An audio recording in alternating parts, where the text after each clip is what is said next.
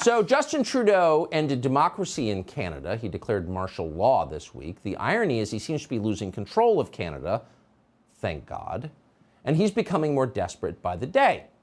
Just today, a Conservative member of Parliament challenged Trudeau and his declaration of martial law in the country, and in response, Trudeau accused her of standing with Nazis.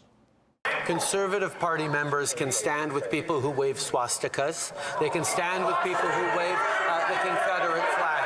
We will choose to stand with Canadians.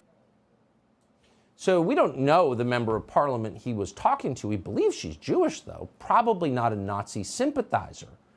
Meanwhile, Justin Trudeau's government has been carrying out their threat to seize the bank accounts and cryptocurrency wallets of anyone who criticizes Justin Trudeau. Yeah, just a democracy. By the way, our State Department has said nothing about this. As democracy ends and tyranny reigns in our closest ally in the world, Joe Biden's State Department has said not one word. Because Hungary's dangerous.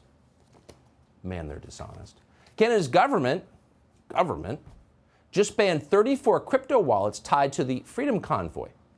Trudeau's allies, the media, of course, have been very busy helping him. They've been harassing anyone who dared to donate to the truckers. Today, the Washington Post, owned by the world's richest man, began contacting people who donated as little as $40 to the convoy. Can you imagine? That's not journalism. It's an incitement to violence, among other things. Then a reporter at the Ottawa Citizen called Ellison Ma, exposing the identity of a cafe owner who dared to donate $250 to the convoy. Now that owner is receiving threats and she had to close her business. This afternoon, Ilhan Omar, to her credit, tweeted this, quote, "I failed to see why any journalist felt the need to report on a shop owner making such an insignificant donation than to get them harassed. It's unconscionable and journalists need to do better." So Ilhan Omar is generally pretty loathsome, but when she says something that is true, we're going to give her credit for it. Because unlike the Las Vegas Sun, we're not liars. Victor Davis Hanson is a senior fellow at the Hoover Institution. He joins us tonight. Professor, thanks so much for coming on. So the Washington Post cheering on and making possible the harassment of small dollar donors to a truck driver convoy. What do you make of this? I think they're inadvertently doing their best to sort of make a Tiananmen Square scene where they're in the tank and the truckers are the citizen that says, "Come on."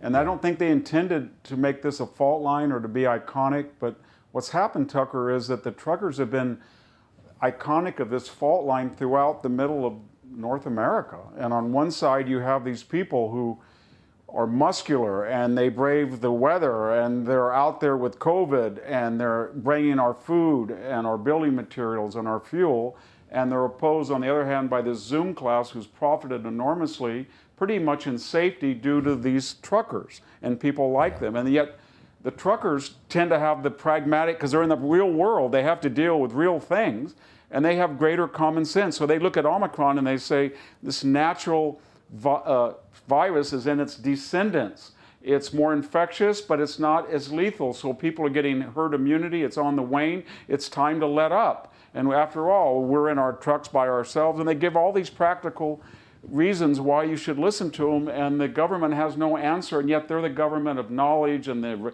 intellect, and they can't answer them.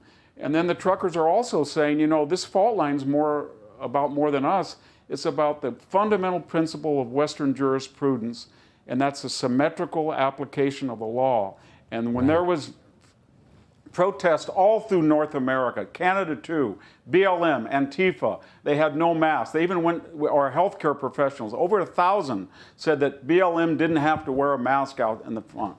And so everybody understands that the Trudeau government was for the BLM and Antifa, and they were against people like this, and they had no rational, systematic fairness, and that truckers are bringing that up. And ultimately, I don't think Trudeau is going to win this. Even the optics are bad. He has a pajama boy persona, and these people are wonderful people, they're practical people, and they're empathetic, and I think eventually Trudeau's going to lose, and it's really a referendum on this ongoing cultural struggle that we're having in this country against an entrenched bureaucratic elite and the corporations, Silicon Valley, the media, versus the average person that has nothing other than common sense and popular support. That's exactly right. He's a monster and a dictator, and I think all normal people are rooting against him fervently. Yeah. Professor, thank you so much for that.